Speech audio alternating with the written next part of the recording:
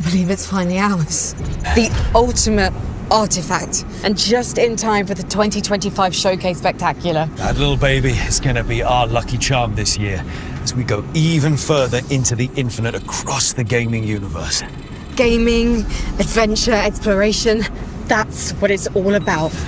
Right on time. About T-minus 30 seconds. Oh, I've been waiting for this. Gonna make this the biggest and best year yet. Ready? Ready. Firing up the engines. Ready for broadcast in 3, 2, 1. Windows open.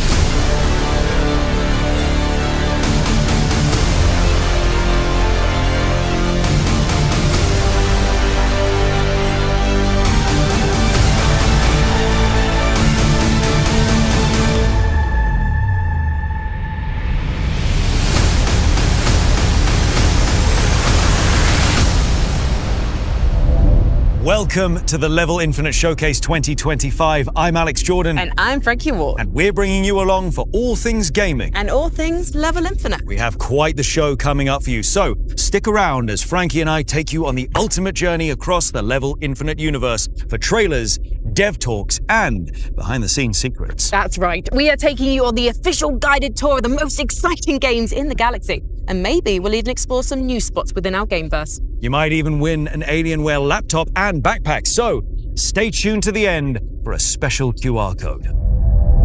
Alex, I know we have a showcase to present, but I heard a rumor that Team on Spec Carla might be exploring Caster Woods, and this could be our only chance to head down there and find something that could explain exactly what's been going on over there. I mean, it can't be that much more dangerous than Villador, right? And it's daylight, so we absolutely have to make a pit stop. Lock it in. Redirecting to Caster Woods. Hopefully Timon can avoid nightfall because I have heard it is no joke when it comes to what's lurking in these trees.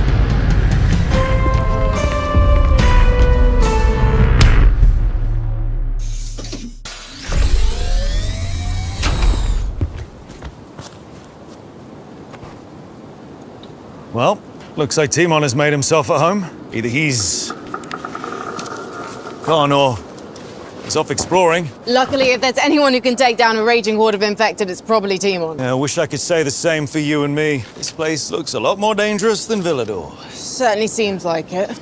Check out that creepy castle over there. Now, that is the home of the Baron. He's like a pharmaceutical overlord and full-blown psycho. Yeah, he kidnapped and tortured Kyle Crane for 13 years, and then when Kyle Crane escaped, he turned into an all-out. We should keep looking. Yep.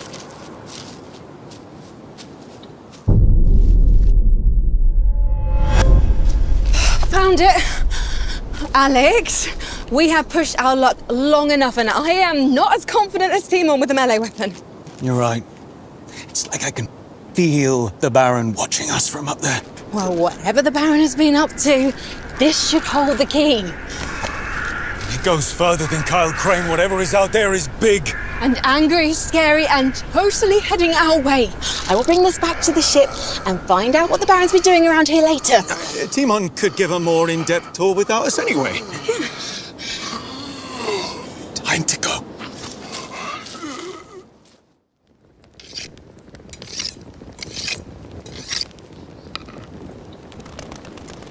Welcome to Caster Woods. My name is Timon Smektawa, and I'm here to give you an exclusive look of the amazing and brutal world we have created for you in Dying Like the Beast. Here I am, sitting in what was once a beautiful national park, now given way to decay and danger. Caster Woods is a stunning open world full of distinct biomes for you to discover. Experience total freedom as you go anywhere, climb anything, run for your life, and drive through the countryside as you scavenge for resources, fight for survival, and explore. All day and all night. But whatever you do, please remember, never, absolutely never, underestimate the horrors of Castor Woods. Biters, once unsuspecting tourists now roam the landscape mindlessly.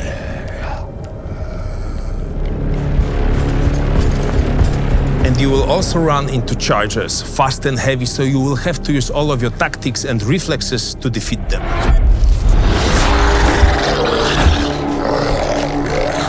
And when you're brave enough, go toe-to-toe with a volatile, the apex predator, the king of the night, a monster so powerful it's practically unbeatable. Unless you use your beast mode. And beast mode is a unique type of brutality you will inhibit as Kyle Crane. Witness the fierce conflict of beast and a man as you try to control your rage and your powers, because you never know when you might need them.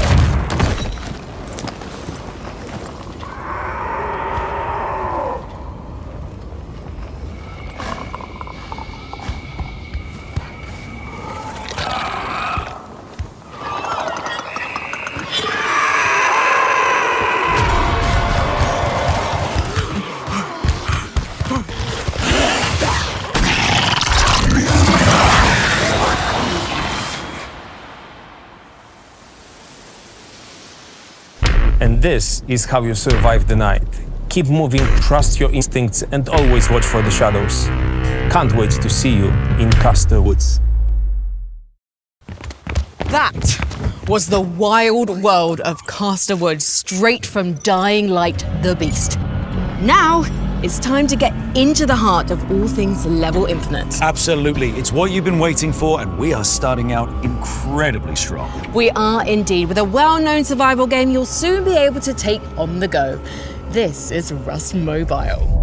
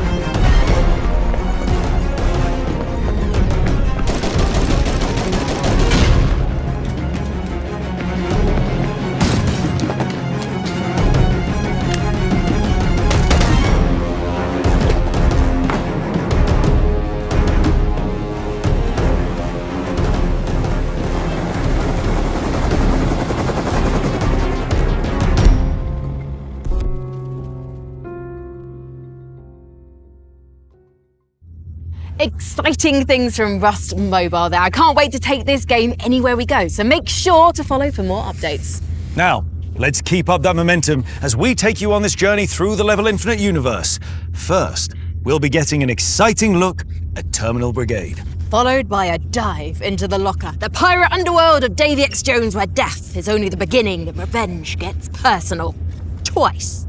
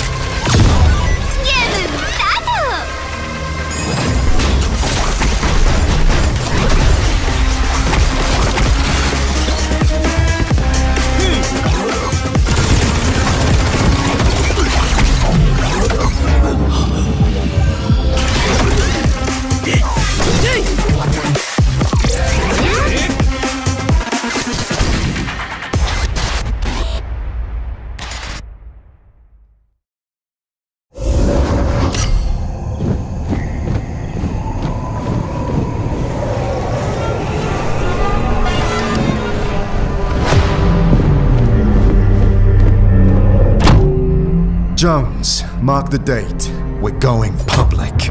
Operation, launch the game. Dementia! Certainty of death, small chance of success.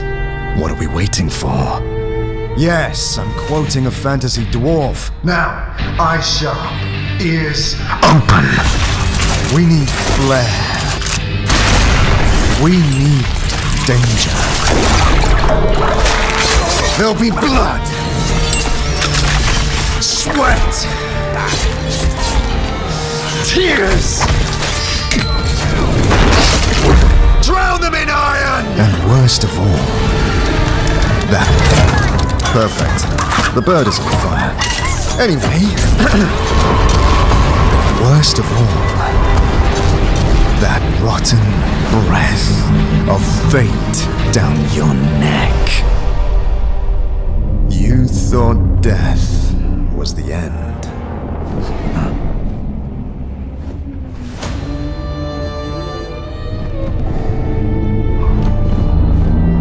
Wake up, Jones. You've got a mission to fail. Any updates? We are so not ready for this. Great things from Terminal Brigade there. Can't wait to experience the new character and world in Season 2. And what could be better than teaming up with your own decapitated head in Davy X. Jones? Now, the fun doesn't stop there, as we're about to take a look at an absolute icon, a mainstay, a confirmed legend in the world of the Battle Royale. Here is PUBG Mobile with their latest update.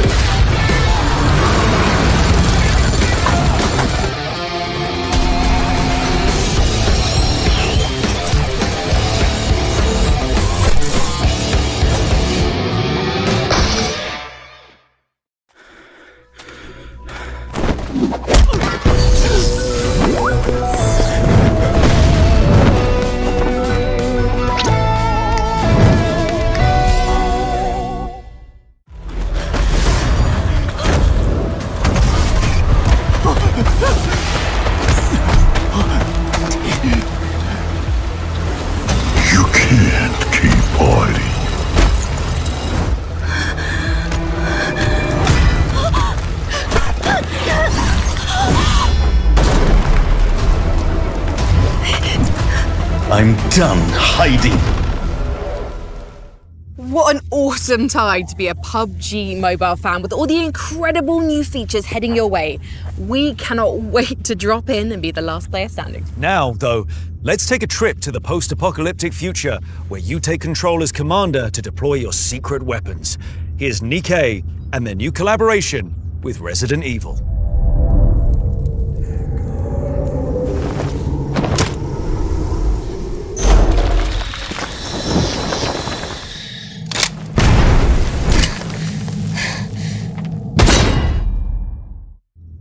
Now it's time to talk about our first VR exclusive at Level Infinite.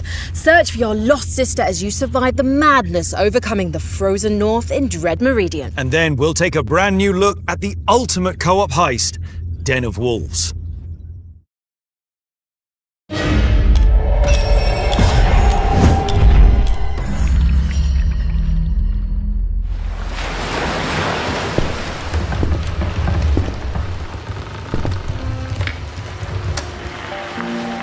I'm looking for my sister, Isabella. Her letter said this island holds a secret, but I haven't heard from her since. I must find her.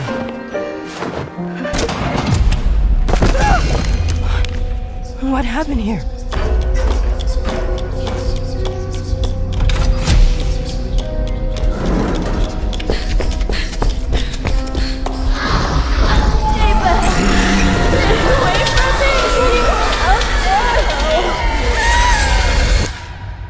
Writing.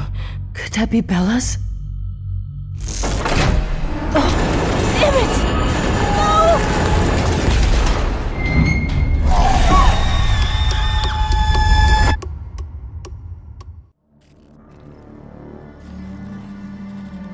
The reason why we make cooperative games is because I've been sort of typecast into that now.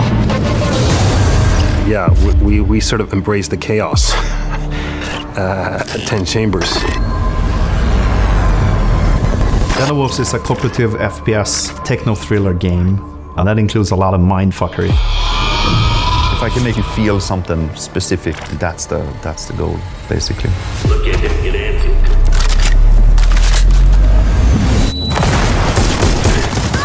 Nailing the tone and making sure that the game has a specific target audience, like we're aiming at a specific type of player.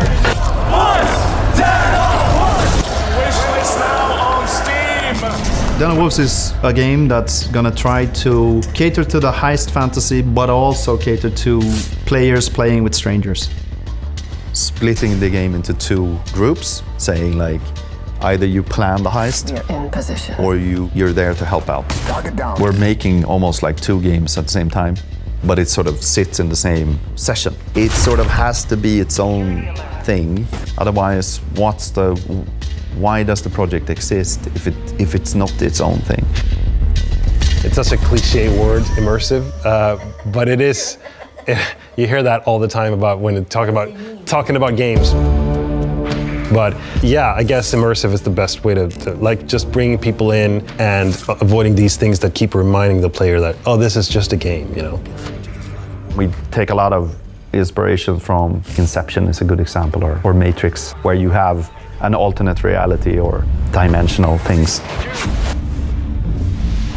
And then of course there's like deep lore, and it's a huge part of a game experience is the narrative and the atmosphere, the mix with the sound effects and the music as well. All of that informs the tone and how you perceive the game as someone who just jumps in and gets into it, you know.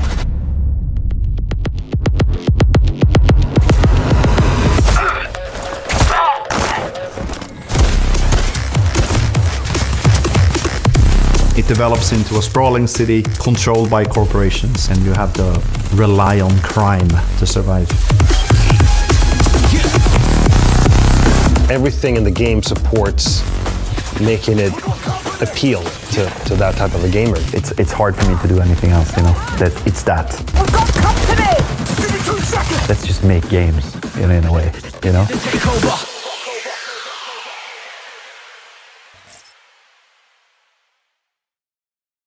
That was the very exciting Den of Wolves.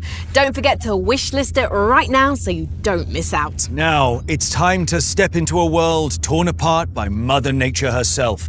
Welcome to Exoborne, where deadly forces of nature aren't just threats, they're tactical opportunities. With powerful exo-rigs, you'll scavenge, survive, and escape with high-speed movement and vertical combat while navigating deadly weather and rival players ready to take you down.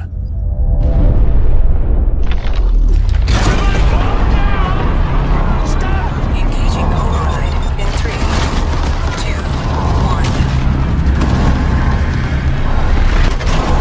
1. Everything fell apart.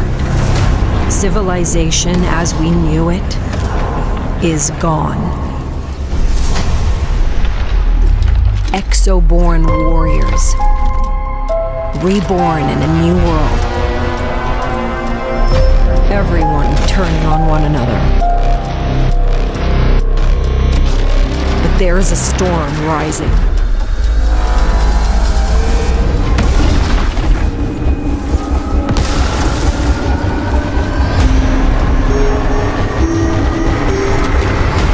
Only the strongest can thrive.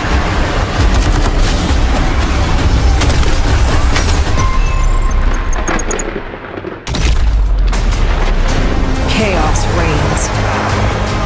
If they think this is the end of the world, Reborn, put on your Exo and prove them wrong. Over there! We gotta move!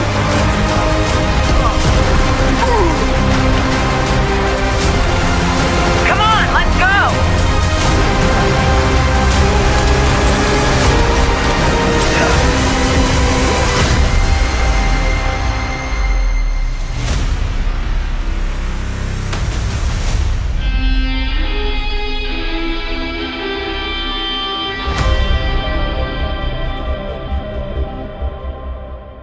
Incredible work from the team at Shark Mob. Get online and don't forget to wishlist now. Next up, we're back in time as we battle with bounties in Hunt Showdown 1896.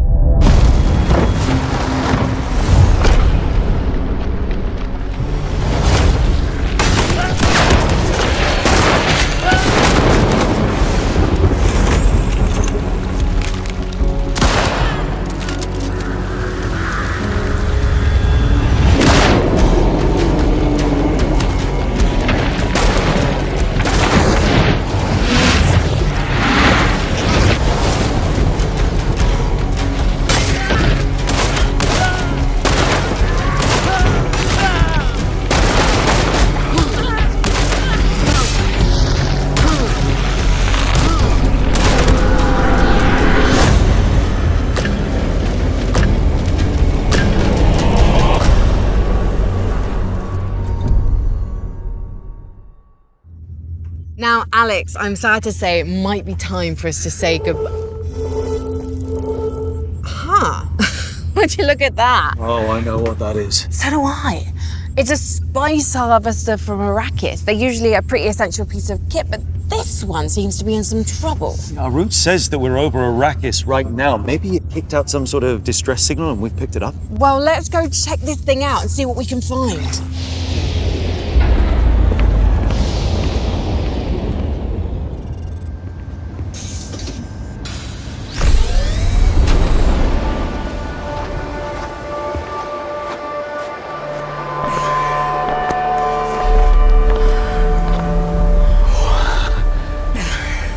Now that is one big harvester. A broken harvester. What happened? No idea, but that is going to be drawing in scavengers from all over. They don't call this the most dangerous planet in the universe for nothing. I don't see any scavengers, and there are major resources down there. That thing is brimming with spice. Absolutely not. Alex's spice we're talking about. That crawler dropped things everywhere on its way to the ravine, I know it. In and out. In and out.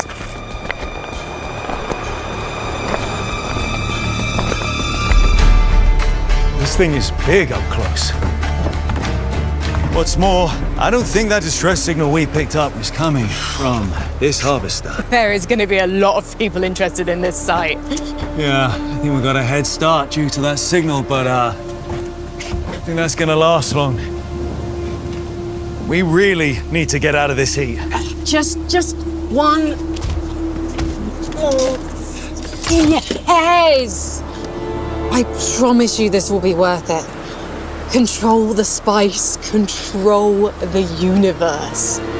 We really need to go. We need to get all the way back up there. Joel is on his way to check out the crash site, but I don't want to hang around to meet anyone else. Joel will have the sense to do his exploration out of the sun. Most important thing is, this is coming with us.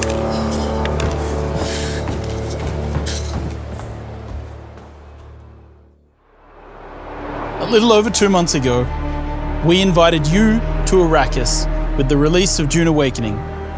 Arrakis is a test, and we've seen you survive, thrive, and rise.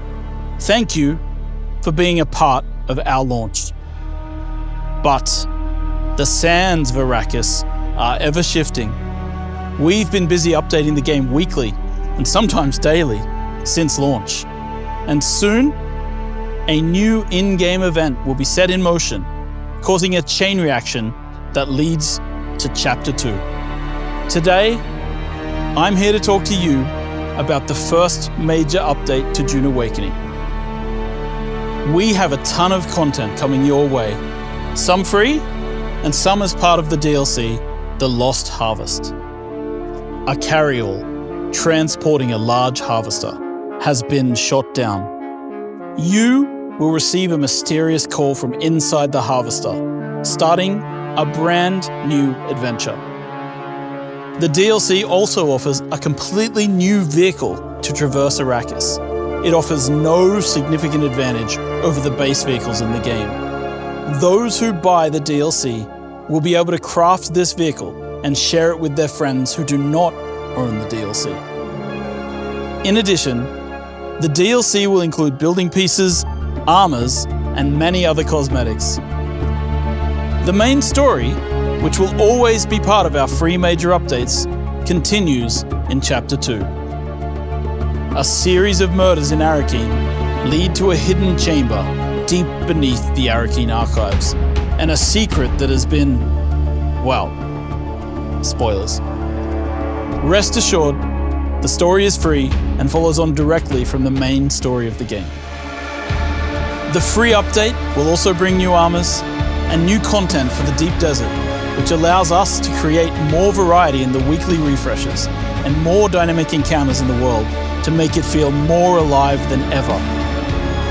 We can't wait to show you all the plans we've got in store. So in the meantime, stick to the shadows, maintain water discipline, and step lightly. Remember, the weight of a kindly God is a fearful thing.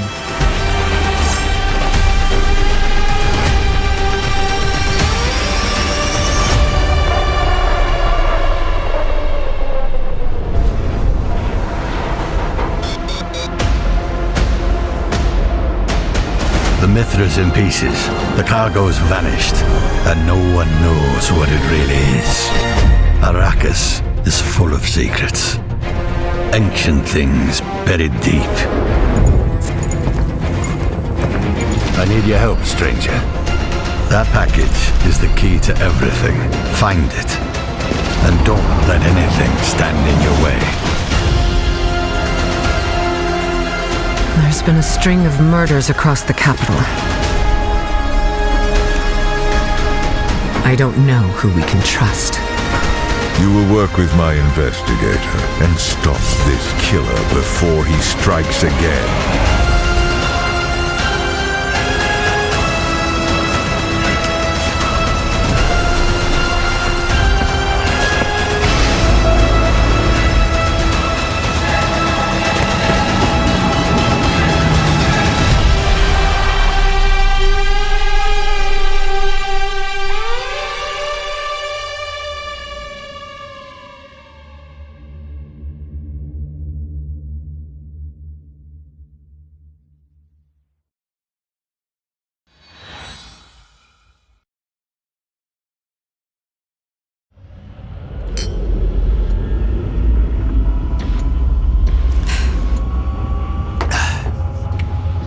Thank you so much to Joel and to Timon earlier for giving us an even closer look at their incredible worlds. Absolutely. And thank you to all the amazing developer teams across Level Infinite for allowing us the pleasure of showing their brilliant games today. Alex, I think this is it. I'm afraid so. We're officially reaching the end of the Level Infinite 2025 showcase. But stick around for that giveaway and one last surprise as we make our final pickup. Thanks for picking me up. I really appreciate it. Well, Anthony, we could not let you miss the broadcast. Oh, and Anthony, just one thing. Don't touch anything. Can I close out the show? Be our guest. I'm Anthony Krautz, head of the Level Infinite team. What we have just shared with you has only scratched the surface of what makes gaming infinite. From the immersive worlds of Dying Like the Beast to the otherworldly adventures of Dune Awakening, we've celebrated games that spark joy, challenge limits, and bring communities together. To those of you here at Gamescom, tonight's showcase isn't an endpoint, it's an invitation. We look forward to welcoming you to our booth in Hall 6, where the journey continues. The Level Infinite gaming universe is always expanding, and we can't wait to invite you into even more stories, more worlds, and more adventures together. Thank you for being part of this journey. See you in the games. Thank you so much, Anthony, for joining us on the final leg of our journey as we head home. And thank you for joining us here throughout the Level Infinite Showcase. It's been a ride.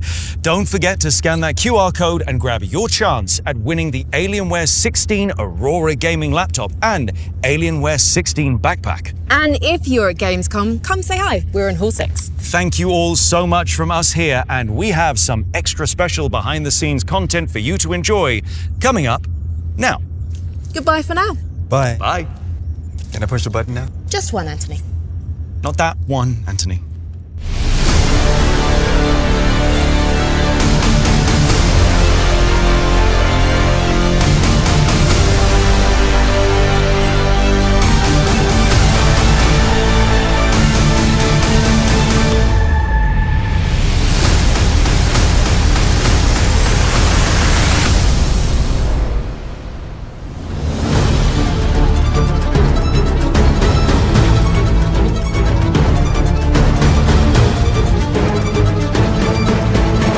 Hi, my name's Sam Passmore. I'm the head of creative at the Infinite Creative Centre. I'm here to show you behind the scenes of our virtual production shoot for the Into the Infinite Showcase. The Into the Infinite Showcase is our chance to show off our games in a really immersive way. Virtual production allows us to use a absolutely ginormous screen to really immerse and envelop the actors and the viewers at home into the games that we're showing off. This one's over 30 metres wide and has over 800 different panels to make up this massive screen. The focus this year is all about immersion. So video games do immersion really well, and we want to bring that into real life, having the real sets, real practical props and sets, to merge them together is what it's all about. The size of this space really allows our hosts and the devs to walk through the space as if they're really there, and it makes it immersive for the viewers watching it. Pre-production for this is really important, and it takes dozens and dozens of people building the Unreal scenes, people building the actual physical sets and props. Unreal Engine is used in virtual production because it's a super flexible tool, and it also offers a great amount of fidelity.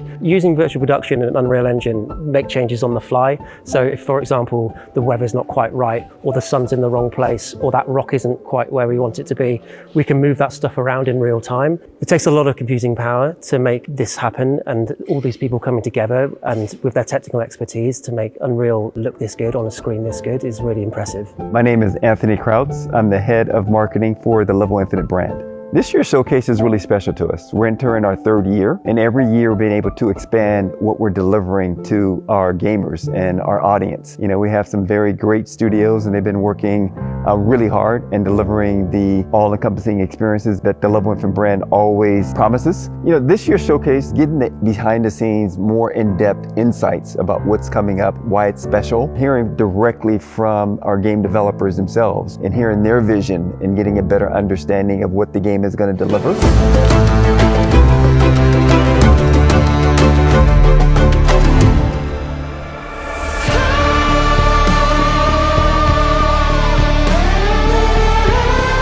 we're going to go for 1, 3, 2, 1, and action. We've been busy updating the game weekly, sometimes daily, since launch. Hi, my name is Joel Bylos, and I'm the Chief Creative Officer at Funcom and the Creative Director of Dune Awakening. The Level Infinite showcase from last year for Dune Awakening was brilliant. We really enjoyed it. We enjoyed being a part of it. I think visually the set captures almost everything that should be there for an Arrakis set. Of course, it's probably not quite as hot, and certainly I won't get eaten by a sandworm while on set. We knew that it needed to feel oppressive to players through the systems design. The way that you have to stick to the shadows and avoid the heat of the sun. The way that you hear the sandworm rumbling through the sand in the distance. The way that you feel this tension as you play.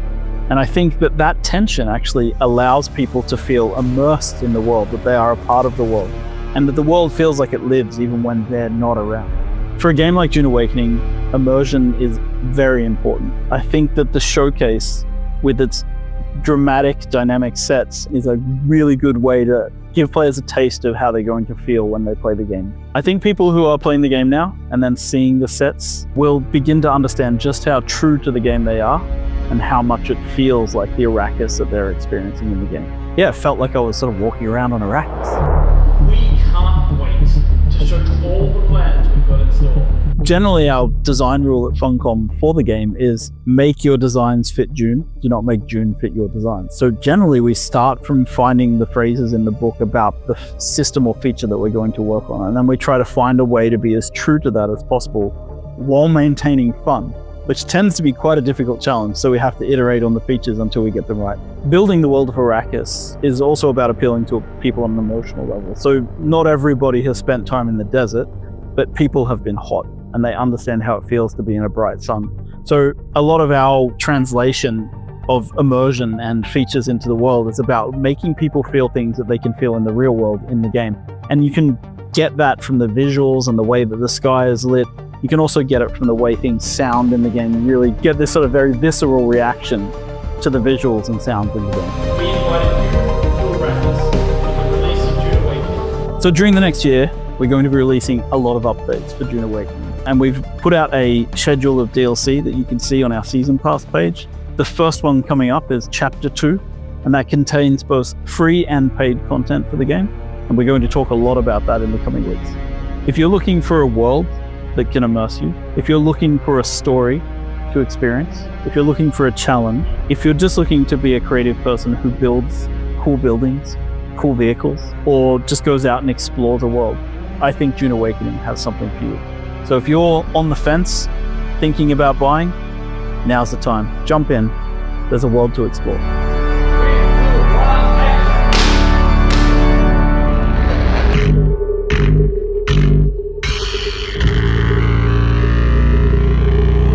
Hello everyone, my name is Timon Smektała and I'm franchise director for Dying Light. So when I was coming here to the studio, I basically wasn't sure what to expect. I saw some prototypes, I saw some screenshots, but what I have found here really blew my mind. It's an amazing stage. I think it really gives honor to how beautiful and immersive our game is. What I really like about the set is that there are some things that are physical and some things that are virtual, but all of them bring the world of Dying Light, the beast, to life. You can see details basically taken from the game, both like objects, not moving objects, but also our enemies, zombies, and it really creates a very immersive experience. Basically, you feel like you are inside a video game, and this is something really amazing. You basically stand on the stage and you have a zombie next to you, and it looks so real that you can really get scared. And like it takes really a second to kind of realize, oh, okay, this guy will not hurt you because he's virtual. So definitely that's my most favorite part of the set. What happens here at the stage of Level Infinite Showcase, it's really amazing. Like this is really what we are striving for, to put players in the shoes of the main character. And now basically I can relive that myself, just standing on the stage and feeling like I'm inside the forest of Castor Woods. Never underestimate the horrors of Castor Woods. Creating an immersive zombie apocalypse is actually quite difficult because no one has experienced that in their life, so there aren't that many references from real life. Thankfully, there's a lot of great pieces of zombie fiction, movies, comic books. So we have like a pool of knowledge. What we are trying to do is we are first and foremost try to create a place that feels real and lived in. And especially with Dying Light the Beast, we have asked directly our level artists to go through every square inch of the map and try to make a place which feels like someone was just there, someone just left it, someone just escaped from this place, escaping from zombies. And I think when you have this locked down, then when you add zombies on top of it, this is really the combination that creates the most realistic and most believable fiction zombie apocalypse. For Dying Light series in general, immersion was always the part of the DNA of the series, and I think we have really topped ourselves again with Dying Light the Beast. The amazing and brutal world we have created for you in Dying Light the Beast. We are just about to release Dying Light the Beast, and we hope players will feel a lot of emotions connected to the game. I think the most important one is that we'll actually scare them a lot, and Dying Light series always was looking for survival horror as an inspiration, and we always tried to create a very scary zombie fiction. But with Dying Light the Beast, we set ourselves a goal of creating the most scary, the most horror-ish zombie fiction ever. And I think what works especially well with Dying Light as a series and in Dying Light the Beast is that we try to connect survival horror with open world. We can't wait for players to get their hands on it and tell us what they think. We have really put a lot of passion and imagination and ambition into this game. For us, it's the best Dying Light game that we have ever produced. Everyone watching, please keep your fingers crossed for us, and I hope you will enjoy what you will get with Dying Light the Beast.